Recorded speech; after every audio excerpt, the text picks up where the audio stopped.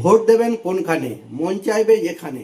শুধু মন চাইলেই হবে না, মনের সাথে বিবেক, বুদ্ধি ও যুক্তি যোগ করে আপনাকে ভোট দেওয়ার সিদ্ধান্ত নিতে হবে। কাকে আপনি ভোট দেবেন সেটা আপনার একান্ত নিজস্ব ও গোপন বিষয়। ভারতের মতো গণতান্ত্রিক দেশে ভোট হলো সাধারণ মানুষের কাছে একটা হাতিয়ার। সংবিধান সাধারণ মানুষকে এই ভোটের মাধ্যমে তাদের জনপ্রতিনিধি নির্বাচন করার ক্ষমতা প্রদান করেছে। আপনি সাধারণ মানুষ হিসাবে সেই ক্ষমতা যথাযথ প্রয়োগ করবেন, নাকি ক্ষমতার অপপ্রয়োগ করবেন, নাকি ক্ষমতার ব্যবহারই করবেন না, সেটা আপনি ঠিক করবেন। নির্বাচনে অংশগ্রহণকারী প্রার্থীরা নির্বাচনের সময় সাধারণ মানুষের খুব কাছের লোক হয়ে যায়। ভোটারদের বিভিন্ন সমস্যার কথা তারা শোনে।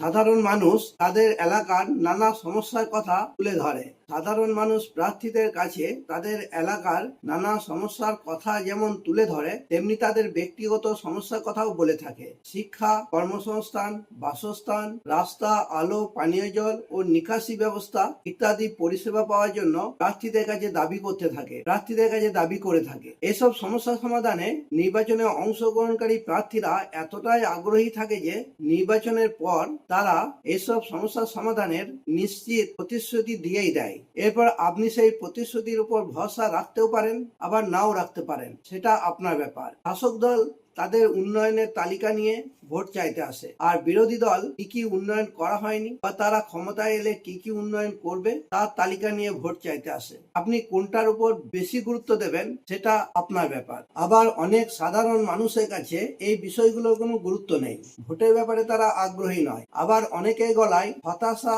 আর আক্ষেপের সুর। কেউ বলে, আমার একটা ভোটে কি সব পরিবর্তন হয়ে যাবে? আমার ভোট দিয়ে কি লাভ? ভোট আসে, ভোট যায়, কিন্তু আমাদের জীবনযাত্রার কোনো পরিবর্তন হয় না। আবার কেউ যখন সমস্যায় পড়েছেন তখন কোনো শাসক বা বিরোধী দলের কোনো সাহায্য পায়নি, তার প্রতি হওয়া অন্যায়ের প্রতিকার কোনো দলের কাছ থেকে সে পায়নি। আবার প্রতিবাদ জানানোর সাহস ও ক্ষমতা যখন দুটোই থাকে না, ন্যায় বিচার পাওয়ার স্তম্ভগুলির কাছে যখন পৌঁছানো যায় না, যখন স্থানীয় স্তরের নেতারা অন্যায় কাজকে সমর্থন করে আপনার ক্ষতি করার চেষ্টা করে, তখন আপনার আর ভোট দেওয়ার ইচ্ছা করে না। কিন্তু এই ভোট দেওয়ার প্রতি অনীহা বা অনিচ্ছা বা বিরক্ত প্রকাশ করার একটা মাধ্যম দরকার। মাননীয় সুপ্রিম কোর্ট এই মাধ্যমের ব্যবস্থা করেছে।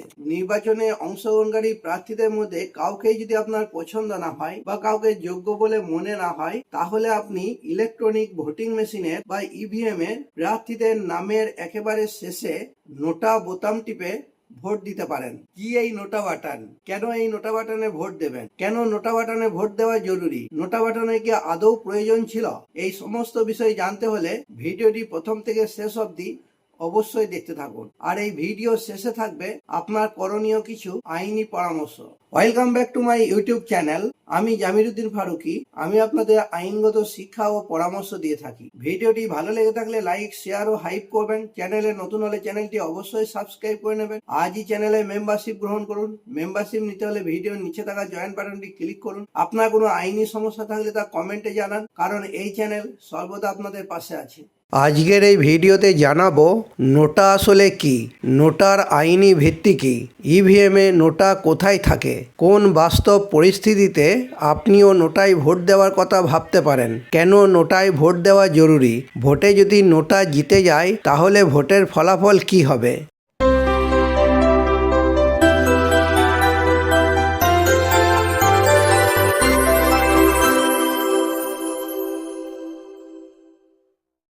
নোটা আসলে কি?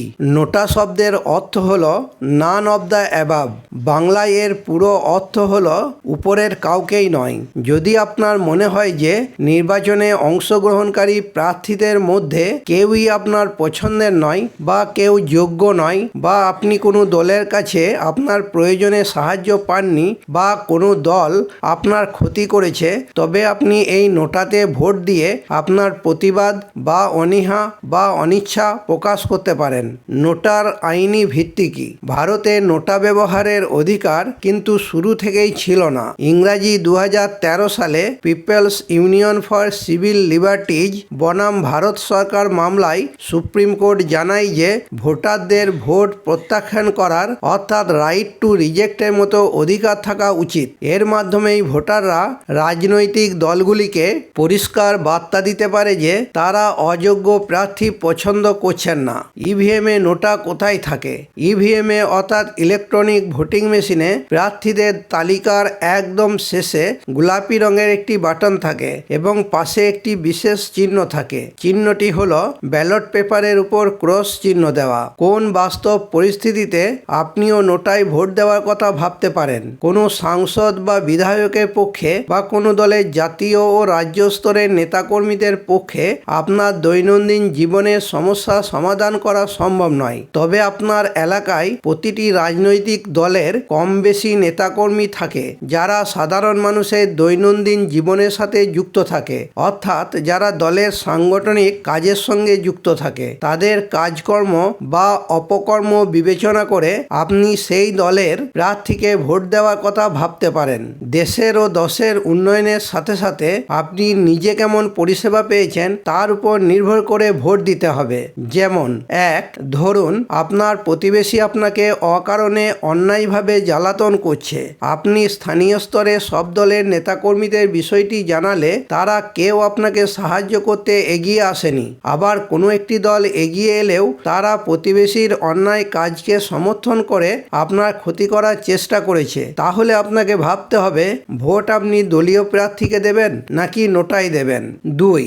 ধরুন আপনার এলাকায় দীর্ঘদিনের একটি পুকুরকে বা জলাশয়কে বন্ধ করে প্রমোটাররা ফ্ল্যাট বা বহুতল নির্মাণ করছে। আপনি স্থানীয় স্তরের সমস্ত দলের নেতাকর্মীদের কাছে অভিযোগ জানালেন। শাসক বা বিরোধী বা অন্য দলের নেতাকর্মীরা বিষয়টি সচেতনভাবে এড়িয়ে গেলেন। তারা কোনো প্রতিবাদ করলেন না, উল্টে আপনাকে এই বিষয়ে চুপ থাকার পরামর্শ দিলেন। তাহলে আপনাকে ভাবতে হবে ভোট আপনি দলীয় প্রার্থীকে দেবেন নাকি নোটায় দেবেন। 3. ধরুন আপনার কর্মক্ষেত্রে আপনার অধীনস্থ কোনো এক কর্মচারী শাসক দলের ঘনিষ্ঠ। অফিস বা বিদ্যালয় পরিচালনার ক্ষেত্রে সেই কর্মচারী আপনার আদেশ বা নির্দেশ মানেন না। আপনি ঊর্ধ্বতন কর্তৃপক্ষকে জানালেও তারা নিশ্চুপ থেকে এটা প্রমাণ করেন যে তারা ওই কর্মচারীর পক্ষে আছেন। তাহলে আপনাকে ভাবতে হবে ভোট আপনি দলীয় প্রার্থীকে দেবেন নাকি নোটায় দেবেন। 4. ধরুন আপনি একজন প্রাথমিক শিক্ষক। আপনি ওডিএল মোডে ডিএলএড ট্রেনিং করেছেন।